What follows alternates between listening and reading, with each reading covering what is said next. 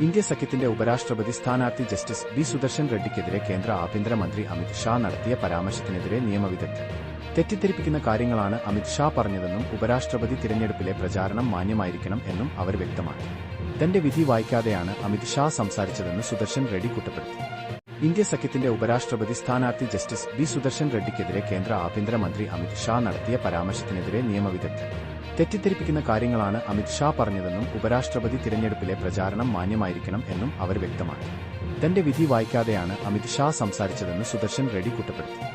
ഇന്ത്യയുമായി ഏറെക്കാലത്തെ വ്യാപാര ബന്ധമുള്ള രാജ്യമാണ് ഖത്തർ.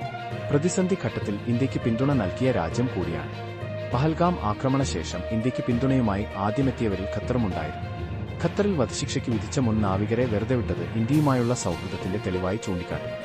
യുഎസ് പ്രസിഡന്റ് പ്രസിഡന്റിന്റെ താരിഫ് നടപടിക്ക് മറുപടി കൊടുക്കാൻ പുതിയ സഖ്യം രൂപപ്പെടും. ഇന്ത്യ ചൈന റഷ്യ സഖ്യം രൂപപ്പെടുന്നതിനുള്ള സാധ്യതയാണ് തെളിഞ്ഞുവരുന്നത്.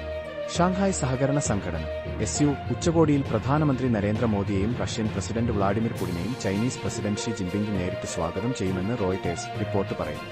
ഹൈന്ദവ വിശ്വാസ് പ്രകാരം സാംസ്കാരികവും ആത്മീയപരവുമായി ഏറെ പ്രാധാന്യമുള്ള ആഘോഷ ചടങ്ങിലൊന്നാണ് വിനായക ചതുർത്ഥി. ചിങ്ങമാസത്തിലെ വെളുത്ത പക്ഷത്തിലെ ചതുർത്ഥി ദിവസത്തിൽ ആണ് വിനായക ചതുർത്ഥി ആഘോഷിക്കപ്പെടുന്നത്. ഇത്തവണ ആഗസ്റ്റ് 27, അതായത് നാളെയാണ് വിനായക ചതുർത്ഥി ആഘോഷിക്കുന്നത്. ലോകമെമ്പാടുമുള്ള വിശ്വാസികൾ വിനായക ചതുർത്ഥി ആഘോഷിക്കാറുണ്ട്. രാഹുൽ മാങ്കൂട്ടത്തിൽ വിഷയത്തിൽ കോൺഗ്രസ് പ്രവർത്തകരിൽ നിന്നും സൈബർ ആക്രമണം നേരിടുന്നതിൽ പ്രതികരിച്ച് യൂത്ത് കോൺഗ്രസ് സംസ്ഥാന ജനറൽ സെക്രട്ടറി RV സ്നേഹ. യൂത്ത് കോൺഗ്രസിന്റെ വാട്സാപ്പ് ഗ്രൂപ്പിലെ സ്നേഹയുടെ ശബ്ദ സന്ദേശം കഴിഞ്ഞ ദിവസം പുറത്തുവന്നിരുന്നു. പെണ്ണ് പിടിയനല്ല സംസ്ഥാന പ്രസിഡന്റ് എന്ന് ബോധ്യപ്പെടുത്തണം എന്ന് സ്നേഹ പറഞ്ഞിരുന്നു. ഈ സന്ദേശം താൻ തന്നെയാണ് മാധ്യമങ്ങൾക്ക് ചോർത്തിക്കൊടുത്തത് എന്ന ആരോപണം സ്നേഹ നിഷേധിച്ചു. സംസ്ഥാന സർക്കാർ ജീവനക്കാർക്കുള്ള ഓണം ബോണസ് പ്രഖ്യാപിച്ച സർക്കാർ. ഓണം പ്രമാണിച്ച് സർക്കാർ ജീവനക്കാർക്കും അധ്യാപകർക്കുമുള്ള ബോണസ് 500 രൂപ വർദ്ധിപ്പിച്ചുവെന്ന് ധനവകുപ്പ് മന്ത്രി KN ബാലഗോപാൽ അറിയിച്ചു. ഇത്തവണ 4500 രൂപയാണ് ബോണസ് ലഭിക്കുക. ബോണസിന് അർഹത ഇല്ലാത്തവർക്കുള്ള പ്രത്യേക ഉത്സവബത്ത 2750 രൂപയിൽ നിന്നും 3000 രൂപയായി ഉയർത്തി. ലൈംഗിക ആരോപണങ്ങളുടെ പശ്ചാത്തലത്തിൽ രാഹുൽ മാങ്കൂട്ടത്തിൽ MLAയ്ക്ക് എതിരെ സമൂഹ മാധ്യമങ്ങളിലും പ്രതിഷേധം ശക്തമാകുകയാണ്. MLA പദവി രാഹുൽ ദുരുപയോഗം ചെയ്തെന്നാണ് വ്യാപക വിമർശനം ഉയരുന്നത്. ഇതിനകം നിരവധി സ്ത്രീകളാണ് രാഹുലിനെതിരെ രംഗത്തുവന്നത്.